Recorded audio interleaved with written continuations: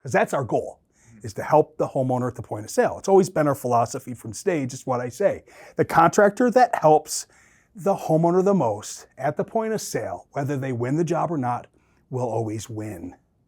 When we care about the consumer first, we always win. Hello and welcome to another episode of the Building Business Podcast. My name is Dixon, and today at our JobNimbus HQ studio, we have with us Chris Scoville. Hey. Chris, welcome. Welcome. It's building business. Apparently, today it is. That G is not cooperating. It's okay. AWS is out today as well. Sure is. I called Jeff Bezos on the way down. He said, Chris, we're on it. We're on it, Chris. We got this for you. So I'm really glad. I'm glad we have someone like you in the building. That's very helpful. Chris, go ahead and introduce yourself to our audience. I know a lot of them know you. Just go ahead and tell us who you are, why you're here. Great. Thanks a lot, Dixon.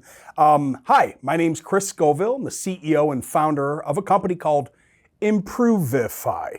I know a lot of people find that name a challenge. It's not. Actually, it was very well thought out. Improvifi stands for Financing Improved. We didn't know this until this year.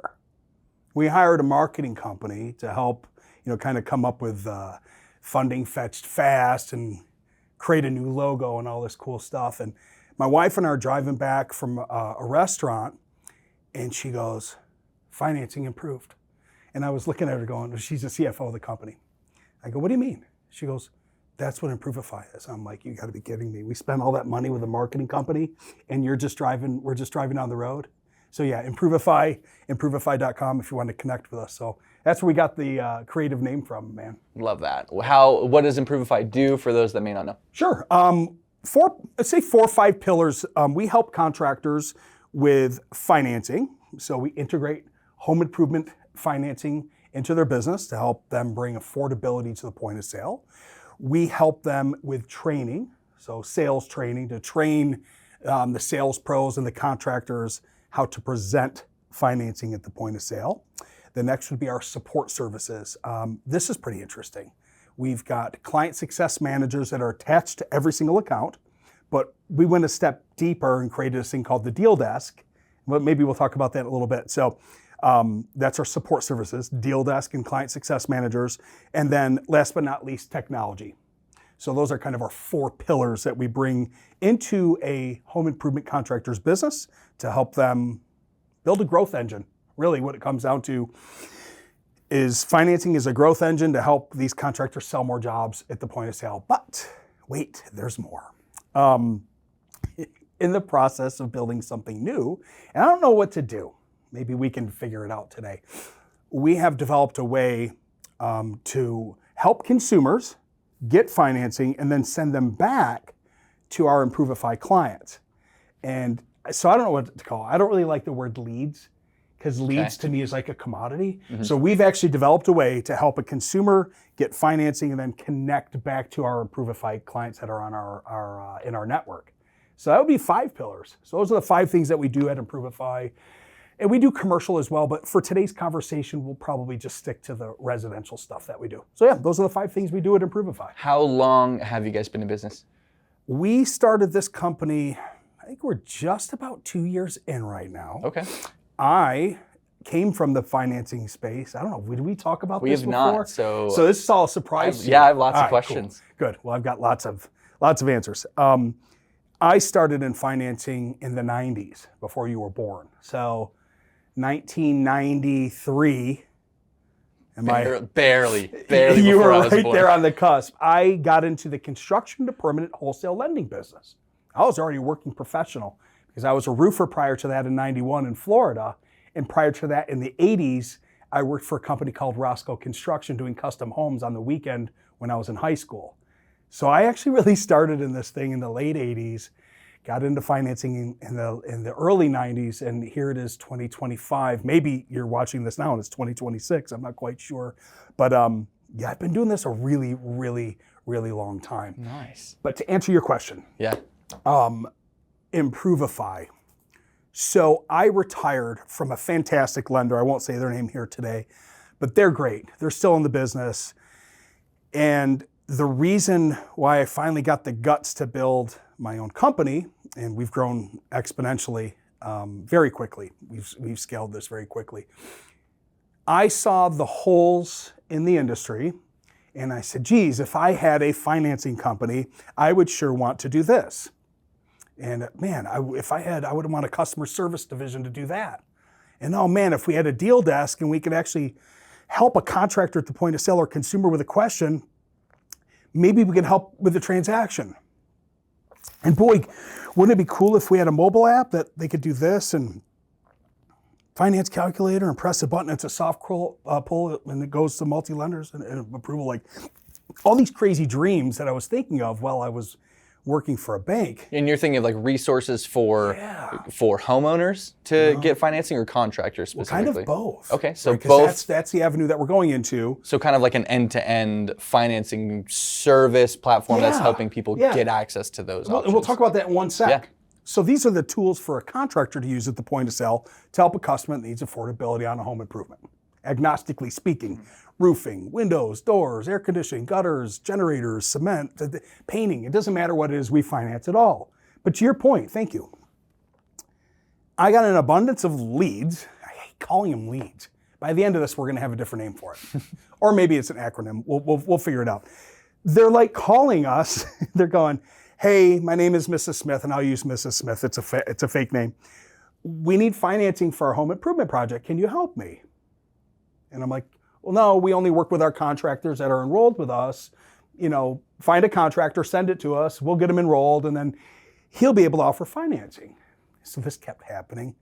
For a year, it kept happening. And then the light bulb went off at 3 o'clock in the morning. And I went, oh my goodness, Scoville, what are you doing? Let's help these people, because that's our goal. Is to help the homeowner at the point of sale. It's always been our philosophy from stage, is what I say. The contractor that helps the homeowner the most at the point of sale, whether they win the job or not, will always win. When we care about the consumer first, we always win. No matter what you do in your business and a contractor does in theirs. Care about the homeowner first before the sale and you always win. I was like, my goodness, practice what you preach, you old man. So that is where that consumer portal is coming in.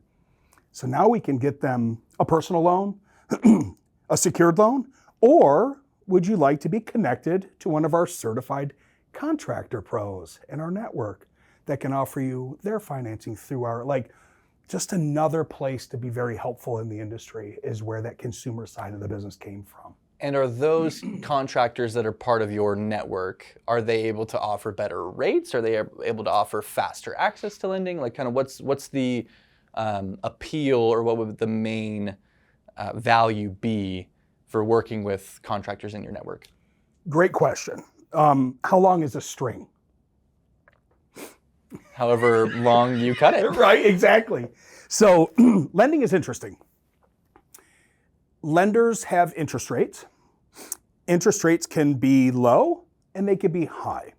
And that is what we call credit risk-based lending. Based on your score. You got it. So if you've got a high credit score, you're probably going to get the best rate in the term and option. But what about the folks that have a challenged credit that don't have great credit? Well, we're still going to do our best to help them, get them approved, but they might not get the great 6.99% 20-year or 30-year term, right? So can a contractor get better rates with us? Yes, but for a different reason than what you frameworked up there. The reason why we can probably offer better and more solutions and lower interest rates is because we have a multi-lending platform. Gotcha. So what we do with the contractor is we don't just give them, I normally have like this, here's one program and one sheet of paper and it's a commodity, and here's your 3 programs. And that is the typical pattern of a lender and a contractor. Enroll with us, here's your 3 loans, go sell. Where our solution is super prime, prime, subprime, secured loan, personal loan, credit repair.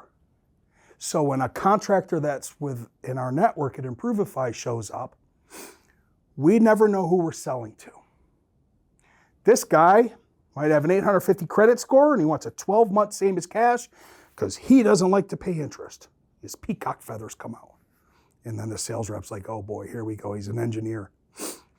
But the guy across the street may have a 575 credit score, went through a bankruptcy 6 years ago, and he's working his way back.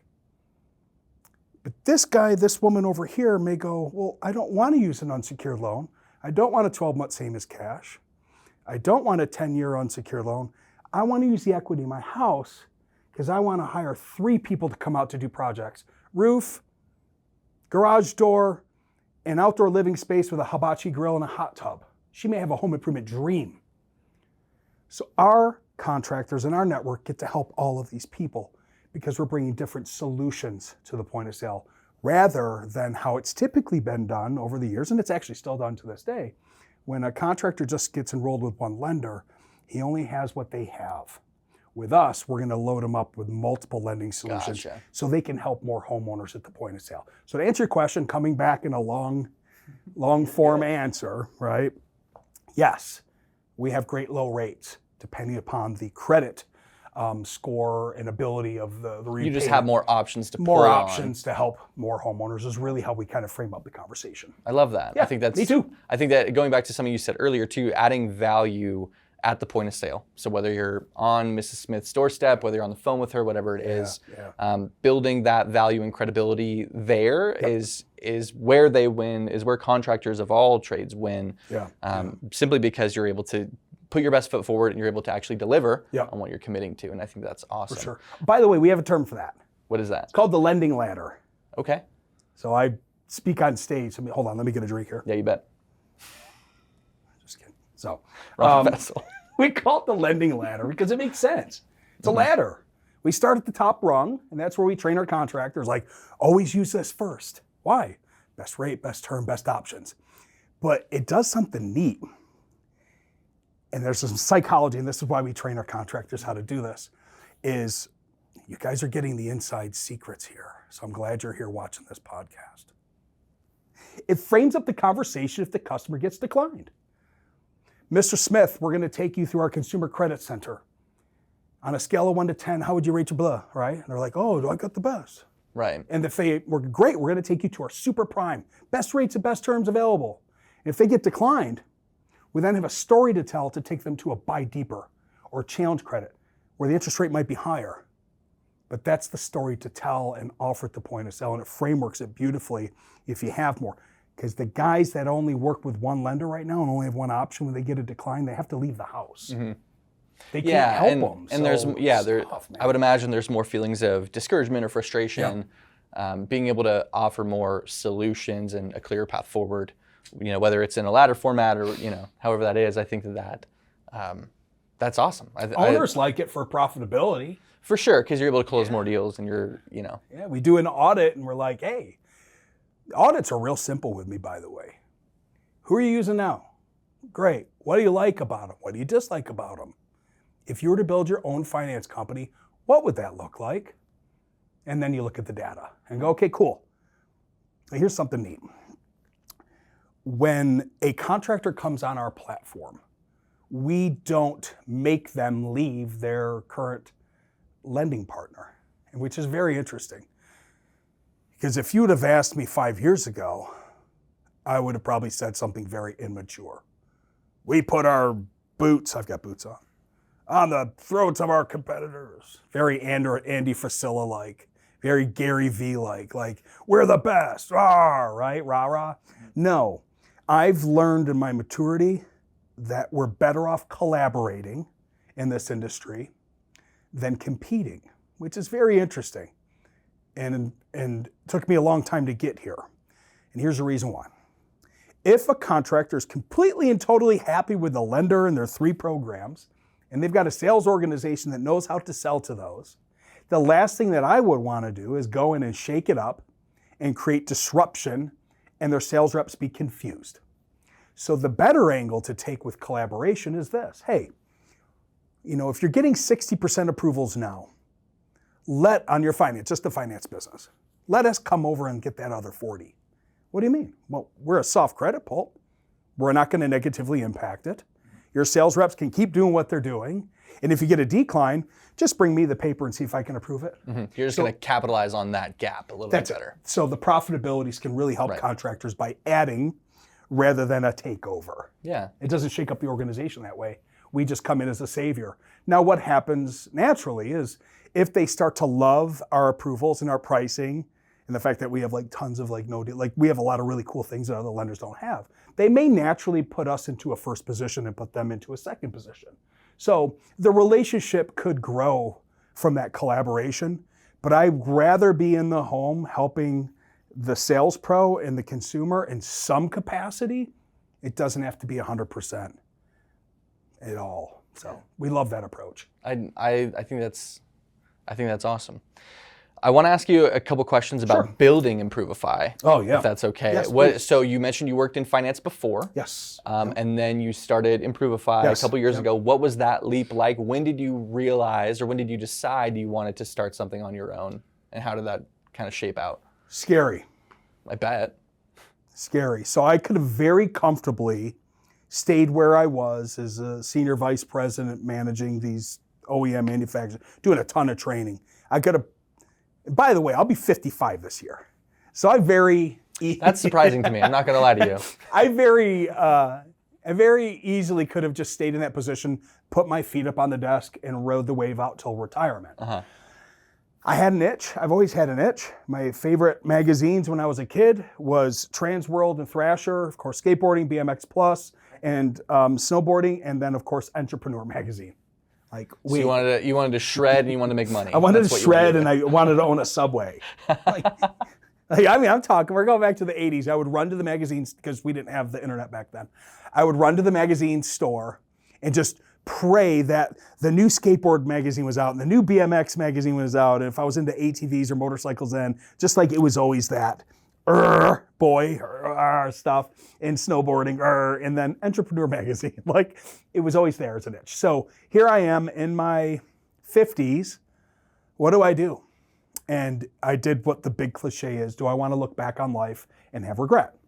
And the answer was no. So I left a extremely lucrative, high-paying, comfortable job with benefits and 4 weeks vacation and just all the kits and the caboodles and went to zero to build Improvifi. Now here's where the story gets interesting. If that wasn't interesting enough, taking the risk to do it. Took out a home equity line on my property in Florida to build the business. Wife, biggest supporter and fan ever, is a nurse. Super supportive. Do it. Go after your dreams. Like just always, just like she's the wife and supporter, right? So I go and I do it. And I start building Improvifi. And she goes, you need to figure out how to monetize this thing or else it's going to go out of business. I got this, babe. I've been doing this, right? I got it. She'd go to work, she'd come home. Did you figure out a program? I got it, babe. I got this figured out. She's like, you need to figure out a program. So she eventually forced me to build a program where I would fly out on location, meet with the owner, train their team on financing, look at their books, talk about marketing, talk about the offer. So we called it, ready? The program. Yeah. It's the one way to do it. It's just called the program, but PRO is capitalized and the GRAM is lowercase. Okay. So anyway, I love the marketing and branding stuff. So remember the Genius section you guys have? And absolutely. I was like, oh God, this is the shirts that you guys should make for me. Anyway, I just love it. I live in that space. So she came home and I said, I did it. She goes, you did it? I said, yeah, here's the program. It's going to be $5,000. She's like, okay, go and sell it. So I sold it and we sold like 5 in a week. So that was the proof that I needed of my value. Because I had been giving away the cow, the milk, and the whole farm here, it's free. Just to get momentum going. Right? Yeah. So you're pushing it off just it leaves the ground. That's all that I knew. Working for the banks, I just worked for the bank and I got a paycheck. And like a bonus if I did really well. Like it's all I ever knew. I didn't know to go and build my own program. Then we scaled it from there. I got so busy that we had to hire somebody, to sell, and then I would be the fulfillment guy. And then my wife left nursing and came into our industry, and she is now the CFO of our company and has scaled it to close to 18 full-time teammates nationally, 5,500 users on our program. millions and millions funded a week in residential and commercial. So she scaled this company to what it actually really is today. So I awesome. owe it all. And I know it's such a cliche, and I'm going to try not to get emotional. I owe it all to my wife. I might be the guy that has been in the industry for all the years, but she was the one and the catalyst to push me into actually building this company. That's so awesome. She sits in the CFO seat, and I'm the CEO, and I report to her as far as anyone's concerned. Twofold. One, to give you that emotional support, to be in your corner, to help you have like a sounding board or just someone to work with on that, and then also to help add her own value too, in helping you scale and helping improve processes. I'm assuming. I'm curious what scaling was like. So you mentioned that you were able to scale. What are some things, or I guess what was your approach to scaling, and how were you able to pull that off so quickly? Yeah, as we were talking in the green room, everything that we've done for our company has been 110% organic growth. So the people that know me, like me, trust me, and remember me, right? Know, like, trust, but more importantly, remember what I do. And because we're trusted, they come to us. Meta has been the big driver of that. LinkedIn on the C-suite side. My YouTube channel is weak. Please subscribe to my YouTube channel. I broke the fourth wall for that one. I just don't know. I've never spent any time building that, but I have over 400 finance sales training videos over there, and it's all free. But I just don't know how to grow YouTube. But anyway, it's all been organic. So this is our Facebook or Meta ad account just went live last Friday. Okay, so after 2 years in business, you're finally putting money into We have over paid advertising. 5,500 users on our app, and we have over 825 clients at Improvifi currently that are clients of ours. User is somebody that uses our app, because like some companies have 350 sales reps. Those are users. The client is the actual company. So just so I can define the terms with you. It's all been organic. So this is all new. We're now running ads, and I won't go look at the ads because I can't deal with negative comments. So they won't even. And they will come, unfortunately. I don't even know. I have somebody that'll go and do that to respond. You could be doing the most wholesome work out there, and you're still going to find negativity around it. I'm curious. Okay, so shifting gears a little bit. So you're talking organic growth and content. What are some tips, or what are some rules that you abide by that could apply to contractors trying to do the same thing, trying to grow organically? I know tons of contractors, roofers, fencers specifically, who don't have tons of ad budget to necessarily throw at their business. How do they go from zero or from a pipe dream to scaling and profitability? Love it. Tell the truth. Just pick up your camera, go out in front of a project, and tell the truth. Point that camera at you like this, and tell the story of the project that you did. Tell them how you help them. Make it a unique story, make it real, because people can see and smell authenticity coming a mile away. And it's interesting, because just this morning, somebody was asking me, hey, the best ads are the ads that you don't know are ads. And what it comes down to is real. People want real nowadays. They want authenticity. They want real stories. They want stories to connect with. They don't want pitch. They most definitely don't want perfection, because none of us are perfect. So here's the problem and the challenge that I see in the near future. AI is something else. See, I even took the G off of that. It's something else. It's amazing. It's so cool. Heck, if you don't go to a trade show and have AI at your booth or mention it, you might as well just not go. If you're not mentioning it every 36 seconds on your posts, you're probably not a real business. So my theory, and I might be very right on this because of how we built this company, is we built it being authentic, real, and telling the truth. So if you're a contractor and you want to grow your organic business, do exactly what Marcus Sheridan does, and they ask, you answer. Just tell the truth. Give people all the information. Answer all their questions. Be honest, and you will just simply grow. There's no magic pill that anybody needs to swallow. It's not a red pill, it's not a blue pill, it's not even a purple pill. Although our friends from the Purple Consulting Group would argue. They would argue that there are. They would argue, they'd say it's always the purple pill, Chris. Shout out. I just think telling the truth is so cool. And in a world of AI and perfect videos that we're all going to see in the next 3 to 5 years, I think that the zigzag theory, do you know what that is? Explain for those that may not know. When they zig, you should zag. Because if the entire momentum is going into one space and you zag, what you're going to simply do is create a blue ocean strategy. The red ocean strategy is all the sharks are over there and they're devouring on the body that fell off the boat. Sorry if that's descriptively gross, but it's the truth. At least I didn't talk about Alex Hormozy feeding. Anyway, we'll skip that. Blue Ocean Strategy, another great book. They Ask, You Answer, another great book. Endless Customers, another great book. All of these concepts are zigging and zagging is going where people aren't, because all of the attention is in AI right now. But your ad and your authenticity could stand out immensely. You could be the girl in the red dress walking through the room in the Matrix. Right now, it's a great opportunity to not be so damn perfect.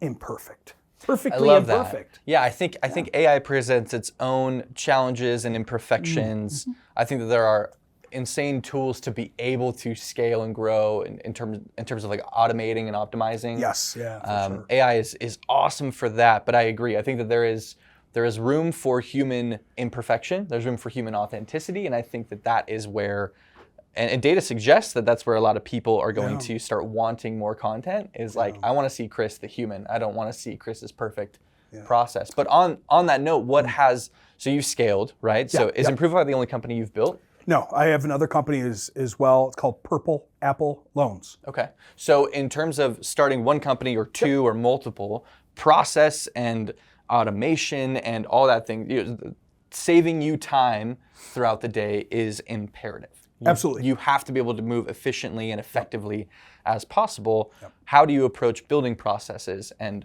in a way that could be applicable to contractors or just anyone trying to start a business this late in 2025 or early 2026? Hire smarter people than you are. I hired people to do that. I don't know. I have an idea. I'm the visionary. Definitely through the EOS system, I'm the visionary. I write an idea out, explore an idea, jot it down. Is this good? Is this bad? Ask people, talk to people, throw spaghetti at it, see if it sticks. And then hire people that are just really smarter than me to go and figure it out. My assumption would be people you can hold accountable to making sure you're hitting certain mile markers. Yeah. So how could I free myself up? Scaling 2 companies. How do I do it? I don't know. Figuring it out. There's no playbook on this one. Still figuring it out beautifully, imperfectly. I hired an executive assistant. She takes my calls, she answers my calls, she answers my DMs, she answers my emails. She does all the stuff that was the task things in my life to free me up to be the visionary and do the things I love to do. I love to do podcasts like this. I like to do trainings. I like to be the visionary and where is this company to be in 3 to 5 years, right? That's where I spend my vision and my time. Mm-hmm. The people that I've hired to do exactly what you're talking about are very good at what they do. That's why I've hired them, and then I can hold them accountable to the vision that I see. And they're smarter than I am because they're doing the things that I have no idea how to do. And I don't have the time to go and put 10,000 hours in learning how to make the perfect meta ad. I don't have the capacity or to build do it. or build the perfect standard operating procedure. Yeah, follow-up systems like your tools do. Like I don't have the capacity to do it, but we do use the technology, right, necessary to do that. And the people that we have employed to take those tasks on. Mm-hmm. And you have to embrace it. You have to embrace technology, especially going into 2026 where, AI is only going to get more powerful and have more practical implications and practical uses. Right. And I think that having a solid system underneath you, and that's what we believe firmly at JobNimbus, and we're working every day to make contractors heroes in their real day-to-day work. Yes. We're freeing up the time here and there and elsewhere to give them that back so they can build a bigger and stronger and better business. And also, figure out ways that they can build trust in that authentic way with customers, with homeowners, however that shakes out. What do you see that's interesting? You threw trust back at me. What are the ways that JobNimbus is helping contractors build trust with their clients through your tools that you guys offer? That is an awesome question. For me, in my position, I manage our community online, and Okay. I manage parts of our referral process and things like that. Building trust, I think, in my eyes, is giving people time back to make the real connection. Okay. Because I think that your process can work for you in terms of managing your jobs, making sure your payments are streamlined, making sure that customer journey is seamless. Okay. And in part, you're able to then better execute your plans, if that makes sense. So like making sure the process is optimized and that the journey is set up in a way where they're getting automated reminders, automated estimates, freeing up that time so that way you can sit in the home with them or you can have them on the phone and make that real connection. So Trust and time. being able to. So there are 3 T's. What's the third? I don't know. Let's figure it out together. Okay, so JobNimbus can help with contractors building better trust, getting their time back, and what is the last T? Because we got to do T3 with the little thing up in the. Is there a T around money? Munty. We can spell anything we want. We're in the building business. Yeah, Eddie. absolutely. It's interesting. You think about the last T. It'll hit you. I don't know what it is. We'll have to. We're spitballing right now. Yeah, we'll figure that out down the road. Trust and time. Time's that resource that we just can't get back, right? It really is, and I think that is. It seems to be the struggle of many in the industry, right? Like you either have people employed to help take the bare minimum off your plate, or you're still doing it all yourself, or doing a majority of it yourself, and it's something that we believe in firmly on our side of things, making sure that the system's working as well as it can for you to give you some of that time back, and to be able to optimize. Cool. That. So I didn't mean to take over the interview. No, you're fine, Instead. and I think that this has implications and uses elsewhere in it. But no, I love that. So I love what you're saying about people helping you run your business more effectively and help you cross those, I'll say like mile markers more effectively. Yeah. I'm curious how you plan to run your company in coming years, or your companies in coming years, now that AI is kind of shifting things, now that we're seeing more AI in the industry of contractor work. How do you plan to adjust? What are some things that you have kind of on your horizon that you're looking forward to? Great question again. The cool thing about this, for anybody that's watching this, I don't know any of the questions, but you're framing them up so beautifully. So here we are in the 4th quarter of 2025, and whenever any viewers are watching this, it might already be 2026, so we can tackle that right now. The technology might already be out.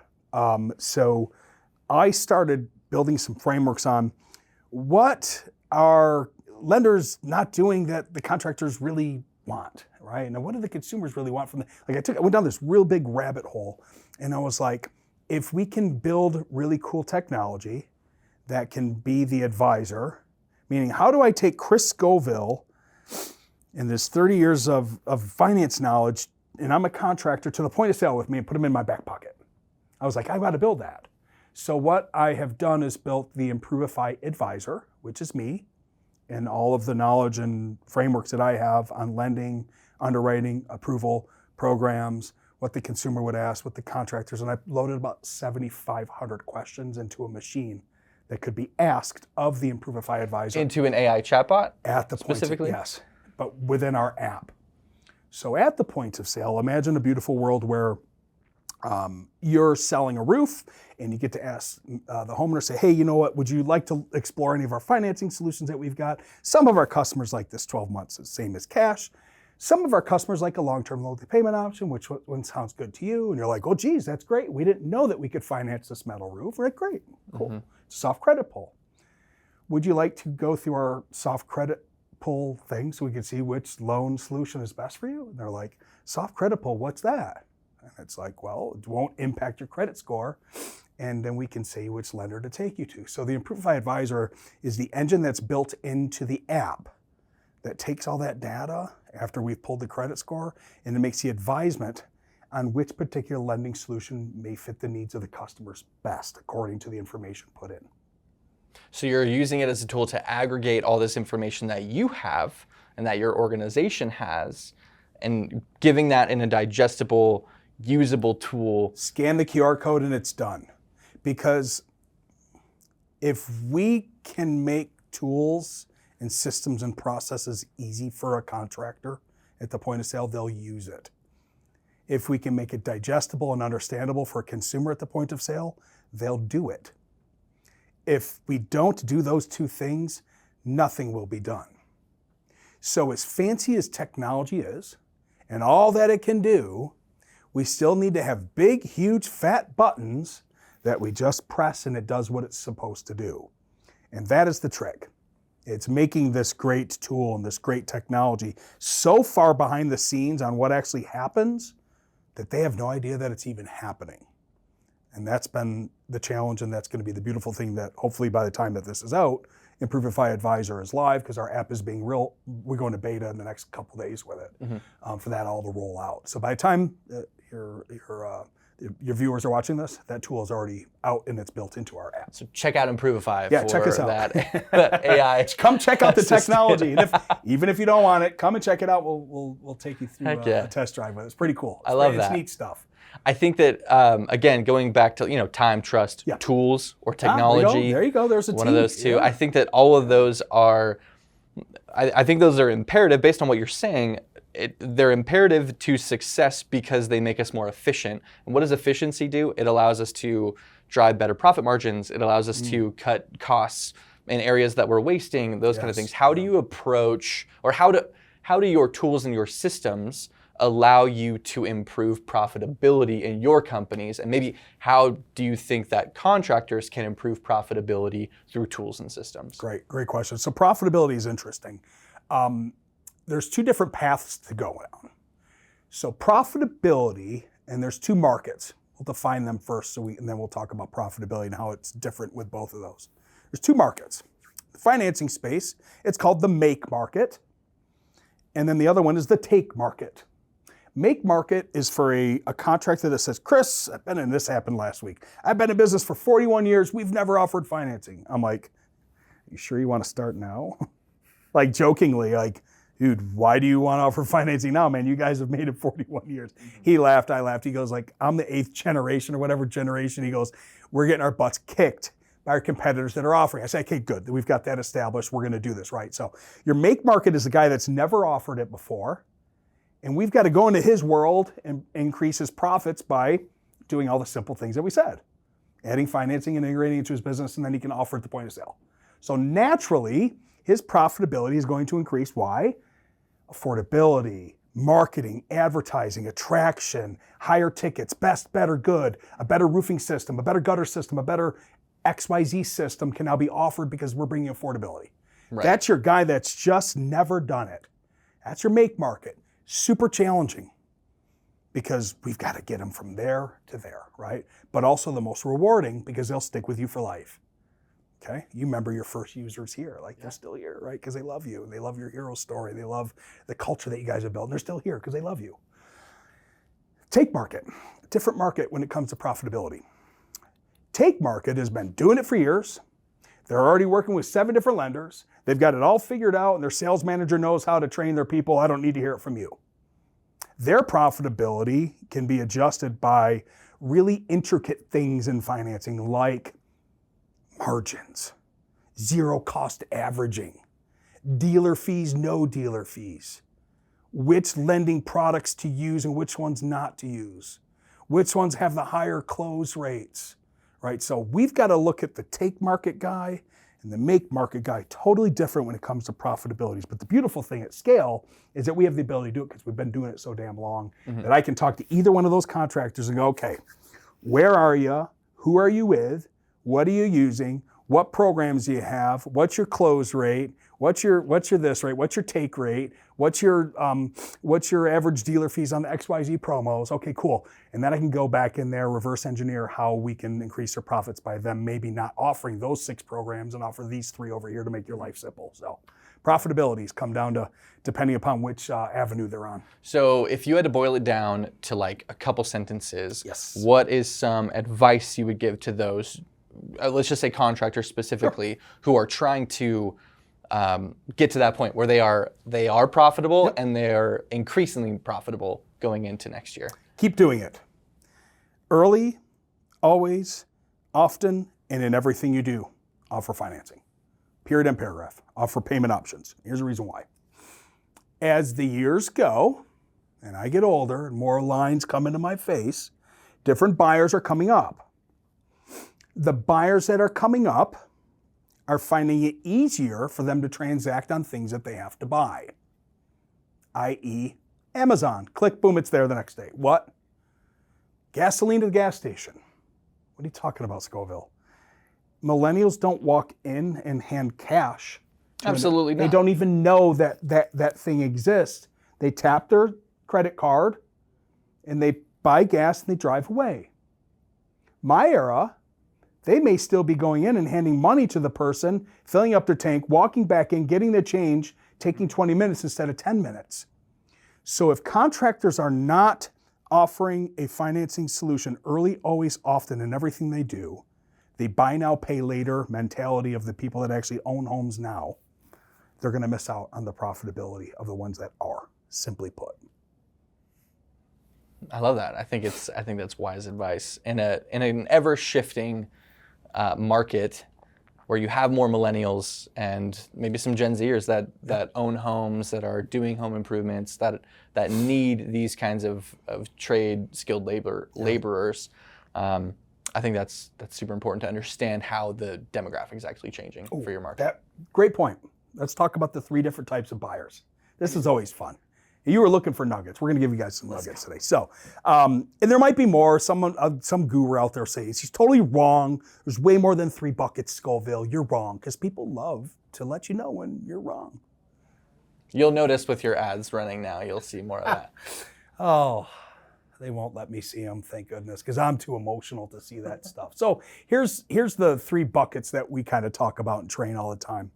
Grudge purchase. Grudge purchases, let's define what that is. My roof. It's not an insurance project. I have to replace my roof and buy a roof. An air conditioner, a heater, depending upon what part of the United States you're in. It bit the dust. I've got to replace it. I don't want to, but if I don't, my family will die. They're either going to die because it's so cold and they need heat, or they're in Florida and they're going to die vice versa. So that's your grudge purchase bucket. They don't want it, but they have to have it. And they don't want to spend their entire Saturday having contractors come out to give them bids. Whether you think about it or not, they really don't want 3 bids. They want a contractor to come in and offer best, better, good, and give them 3 bids in one sit. Anyway, I'm going off the rails here. The next bucket is want, need. Man, this is wife. I really want a new kitchen. We really need a new kitchen floor. It'd be really nice to have it. The want, need. Boy, it would really increase the value of our home. Because, if we sell this house and we've got a new kitchen, a new floor, honey, we're going to be able to get more money. So there's your want, need. They don't have to have it because the kitchen's fine and the floor's fine. They're not following through. So it's not a grudge. They want it and they need it. It's a proactive investment. Yeah, it's good. I've got big stories on that. One of our products just crushes it in the home renovation space. And then the last is ego. What in the world could ego be? Let's pick on some home improvement things. We mentioned the patio and the hibachi grill earlier. There you go, boom. So the deck, the dream deck, the hibachi grill, the hot tub. You want to be the party center. Yeah, the waterfall. You want to host feature. wedding receptions in your yard. Come on over, boys. We're going to have cigars and bourbon, right? Absolutely. Or here's another one that most people don't think about is epoxy garage floors, right? So the guy comes home in his Porsche or his Range Rover. Sorry for the stereotype, but it opens up and the angels sing, and there's his floor, right? He's so proud of it, and all of his cabinets are perfect, and there's no tools hanging, there's no bikes hanging, it's just everything's in there beautifully. And he leaves this guy leaves his door open on the weekends to show the neighbors what he's got, right? So the psychology and the fun part of selling financing to these 3 buckets is really something else. Now this is where your your pro-leveled contractor that's got it all figured out and he's been doing it for years, maybe never thought about the 3 buckets and how the psychology happens at the point of sale to sell financing to them. And this is where we have a lot of fun in our training center. I built an entire university on school where we train to sell to these 3 different types of buyers, because each one of them could be very different.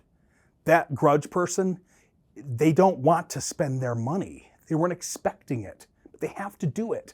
So for me to take $17,000 from you, and if you've saved $20,000 in your life, that is creating a tremendous amount of pain.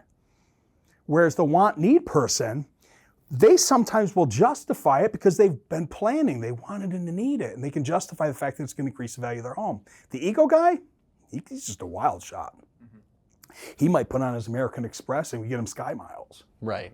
This is just a, it's more, I'm not going to say frivolous, but it is a little more frivolous of a purchase. So once we've defined who we're selling to, we can better define which financing solutions we have through the mobile app to help meet their needs. And that's where the Improvifi advisor comes in as well, because we built that technology into it to the asset class. Chris, question for you. What kind of feedback or what kind of pain points are you seeing with contractors that are reaching out to you and talking about projects they're working on? Well, we talk to a lot. So let's pick on one group especially. Roofers. Yeah, okay, roofers. Talk about roofers. Cash flow, accounts receivable, insurance policy changes. And I'm here to talk about insurance policy. Let me get that right. I am not an attorney. I'm not counsel. I don't work for the insurance company, so that's my disclosure. But I will tell you one of the biggest pain points that I hear from are roofers that are chasing money, accounts receivable, and cash flow. So what can financing do to help with that? Now, I've been preaching this from many podiums for many, many years. And back in the day, 5, 6, 7, 8 years ago, tomatoes were being thrown at me from the back of the room. And I get up on top and say, all right, roofers, ready to talk about financing? They're like, we don't need financing. We've got it all figured out. We sell insurance. You don't sell insurance. You take orders for it, right? Like, let's just call it what it is. So insurance changes. No, I'm going to get in trouble with that one. I didn't mean to say. There's that whole retail. We sell roofs. You guys just take orders. I'm not here to argue about them. I'm here to talk about the pain that roofers are in right now with accounts receivable and money that's due. Our financing solutions, or not just ours, anyone's financing solutions, if they allow this to happen, can help with deductibles. It can help with upgrades. It can help for that person that doesn't get the policy approved. So by a roofer offering a financing solution to a homeowner that wants to have the roof financed, and then the insurance check coming in someday, they can literally take that insurance check in its entirety to go pay for the financing that they took out at the point of sale. So if somebody took it out on let's just say one of the products, 12 months, same as cash, no interest. And an insurance check comes in 90 days from now. And as a homeowner, I go, oh, good, here's my insurance check. And you send it to the lender to pay off the loan in total, the loan could be gone, minus a deductible if you finance a deductible and upgrades and supplements and all that stuff. But the beautiful thing about it for the roofer is this. The roofer sold the roof, installed the roof, and got paid on the roof when they were supposed to. When? When they did it. So they're not dragging themselves out through that 90, 120-day insurance fight, insurance pain, right? So more and more roofers are making the move over from storm, and they're offering retail, or they're offering payment solutions at the point of sale so they can help themselves not chase that AR and be in that cash flow crunch. And I hate watching great roofers with great culture and vision, and they're just good people, go out of business because they're playing the insurance game. Mm-hmm. Yeah, and like on the JobNimbus side of things too, we see it where maybe a reminder doesn't get sent out or emails don't get sent out prior to using JobNimbus. And then using a system like ours allows them to even automate. So again, if you're financing and you're able to get paid faster, that's awesome. Yeah. And for cases where maybe there is a little bit of that back and forth, there are systems that, there are solutions within the system that we have that allow roofers to get, more recurring, more consistent recurring reminders sent to homeowners, so that way they are, it's kind of the catch-all between the two, the two approaches. You can really increase the amount that you're collecting on faster, and maybe put a better roofing system on. Yeah, if it's just scope to scope and it's good to good, Meanwhile, like the homeowner's looking to stay in their home. This is their house that they're going to stay in forever. Like maybe the better answer from the asphalt shingle is a metal roof. I don't know, but it's not for me to sit here in your headquarters to say. But if the contractor isn't offering it at the point of sale on an upsell or a better system being sold, they're never going to know what it's like to increase the profit margins that they actually deserve. Yeah. These contractors deserve to get paid when the roof is put on the home. And dragging them through this big process and chasing money, I watch them go out of business, and it's really sad. Yeah, I entirely agree. Yeah. I'm curious, I want to know a couple things just in terms of like general business acumen that you've acquired over the years. What was a failure you experienced either early on or, even today? So let me rephrase that actually. So what is a failure you encountered in business? All right. And what is your greatest success in business? And what did you learn from both of them? All right, I'll frame it up. Failure, I would take back, and I don't know if we call it failure, because you want to fail forward fast and learn from it and go. So let's just call it a failure. I started this company years ago. It was a passion project called Blue Pages Pro, and I was going to figure out a way to go up against Angie, Home Advisor, Thumbtack, and create a way to connect, convert, close better. But what I failed to do, here's my big fail. We've all done this if you're a business owner. I failed to figure out how to make a profit.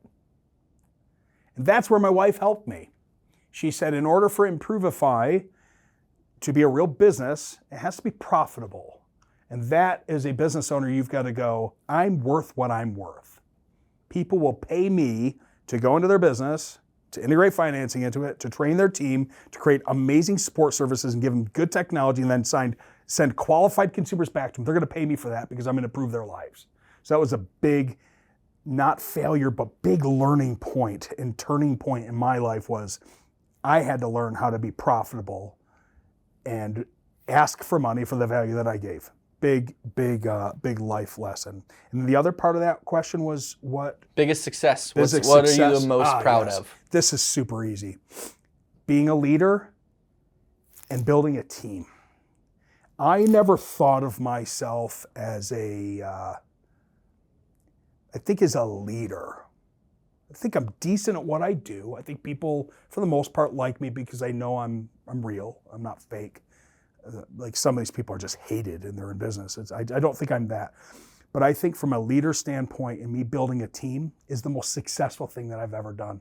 So here's my point. Last week, we did a team building exercise. And our entire team showed up with different drinking apparatus, or apparati. Anyway, each one of them had something different. And we're in a meeting, and Tiff and I had no idea. She's the CFO. They're drinking, so a straw down in this vase, and then somebody picked up a Home Depot bucket, and they acted like they're drinking out of it, and somebody pulled up a Tide Pod with a straw.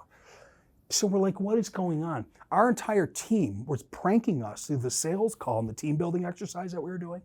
We've built a culture like you guys have, amazing. And I think that because of the team, I have this profits are going to come. We're going to be successful. We're really good at what we do and we love people. We're going to make money. We're going to figure that thing out. But man, the best thing that's ever happened was leading and building this team that we've got, a small team, but it's still, we scaled this in less than a year and a half from one person to 18. To 18. Right? So we've done, and that's great growth. We didn't do it with venture capital, no injections, no money raise. We built this thing off of a $5,000 home equity line of credit that we dipped into once in Florida a couple years ago. So building this team from where we started to where we are, that has to be the biggest thing that is so proud. That's awesome. They're so amazing. They really are. I love that. In my time here at JobNimbus, we've focused a lot on culture. Yeah. And we've been able to, in my opinion, have really effective feedback loops and really hard conversations that ultimately are for the benefit of all of us on the team. How do you have hard conversations with your team? It sounds like you're pretty tight knit. I sounds like you've built a good. You outsourced the hard conversation. But for real, as a leader, as the face of the company, as the CEO, how do you handle periods when you know your team needs to grow or be challenged or be pushed? Yes, we have them every week. Somebody in our team is going through something because we're human beings, thank God. But we've let everybody know it's okay. That it's okay that they're going through something. And then if somebody needs to talk to somebody about something, they come and talk to them. And vice versa. If I need to go and talk to somebody about something that we might need to coach upon or there's an opportunity for growth, it's talked upon. We just tackle stuff straight on. And that way they know. And it's such a, although we have an open door policy. Do you really though? Like, do you really have, or do you just say you have an open door policy? Everyone loves to say that, you have to live you're to right. it. So when somebody does come through your open door policy and you're like, what?